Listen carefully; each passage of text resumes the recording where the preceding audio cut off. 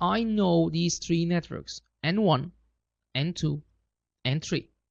And you can reach to these networks through autonomous system 1, through me. He will advertise the same information to his other neighbor AS3. And then AS3 will forward this information to AS4 by adding himself in the link, in the path. He's gonna say, dear AS4, I have learned that there are a couple of networks called N1, N2, and N3. And you can connect to these networks through this path. First of all AS3, then AS1. So AS2 will also give this information to AS4, and now AS4 will know two paths for the same N1, N2, N3, and he's gonna so most likely he's gonna use just one of them. AS2 will send the same information to AS5, and so on and so forth.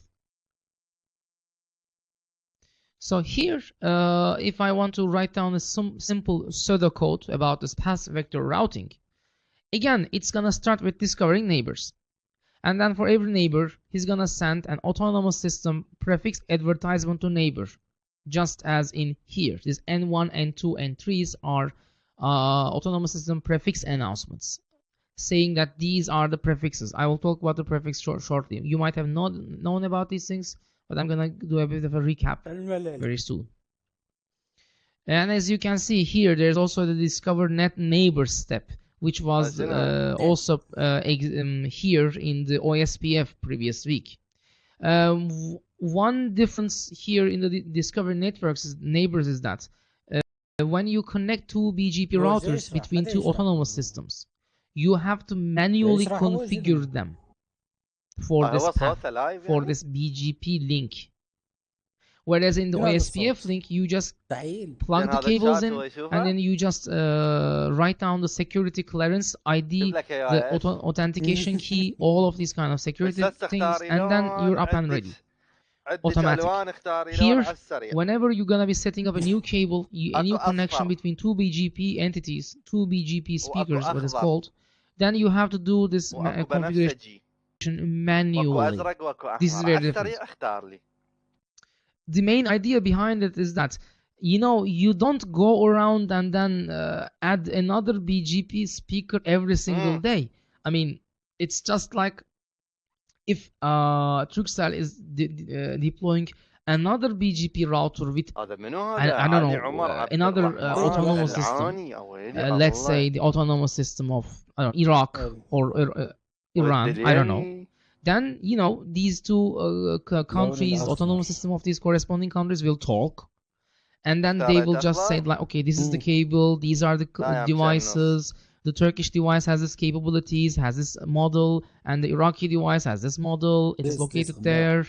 I mean, everything, all of this information, it's gonna be a big deal. It's not just gonna be a piece of cake. It's not just gonna be something that you can just do it with a couple of people in your own backyard, if you're in your own IT room of your company. No, this is gonna be an inter-governmental or inter-company work. So that's why you don't need automation. It's gonna be slow, and so why not utilize it? When you have this neighboring concept, when you have really connected the cable and manually configured them, they will be sending autonomous system prefix assignment to their neighbors. Then for every neighbor he has, he's gonna first receive a path information from them, and then check and update his routing table. Say if the path, if there is a, if he has heard a better path to a particular prefix than what he already knew, then he's gonna check it and update the routing table. But the updating will not be as, again, clear as in OSPF, because BGP has, it's not 100% mathematical. I'll come to that very shortly. Next, when he updates his routing table, again, he's gonna announce his routing table, his path information to the neighbors, to his neighbors. So when I'm talking about tables, again, BGP has three main routing tables or information bases. information base is also more technological terminology. Table is more generic. So the first one is called adjacent rib in, adjacent rib out, and then the lock rib. So the adjacent rib in is the cache for all incoming links, for all link information, path information you get from your neighbors is gonna be recorded here.